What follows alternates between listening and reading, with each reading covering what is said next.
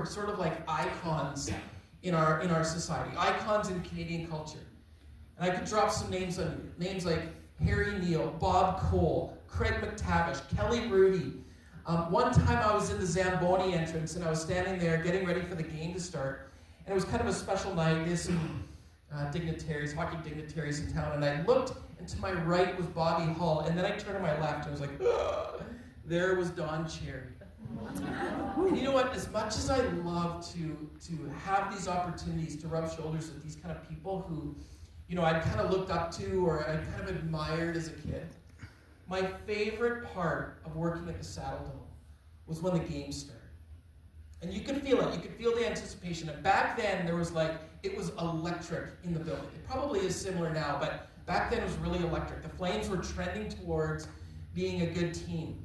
And when the game would start, Alan Beasley, they just call him Beasley now, the in-house announcer, he would start, and he knew it was going to come because he would he would introduce the visiting team. And he would read it was so boring when he read their names. It was like reading out of a phone book. And then the lights would go down. And there was times I'd be in the back where the room was, and back then, they didn't have the technology they do now. There was actually lots of little switches. And so the guy would knock all the lights down, and you could feel that things were about to happen. The music would start up. The video would come up on the Jumbotron. Follow spotlights would start dancing around the stadium. And then all of a sudden, there's this big pyrotechnic flame that would shoot up in the middle of the building, and the Calgary Flames would come out on the ice. It was unbelievable.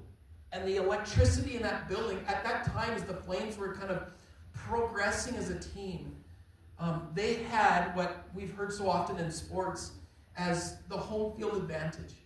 It was an unbelievable environment. And if they didn't feel like maybe they were their best that day, once they heard the crowd roar, once they felt the support of the local fans, it energized them and helped to propel them forward. And it was awesome. One quick side note, real quick, because I'm so proud of it still to this day. You know when the Flames score and the horn goes off? I got to install the horn in the Saddle Dome. The train horn was me. It was cool. You know, and I was thinking this past week, I was talking to a pastor, colleague, and friend, and I was sharing that story with him, and he's like, man, times have sort of changed, hey? And I said, well, what do you mean? He said, well, like with the faith, like 20 years ago, 25 years ago, 30, 40, 50 years ago, as Christians in our society, we sort of had that home field advantage.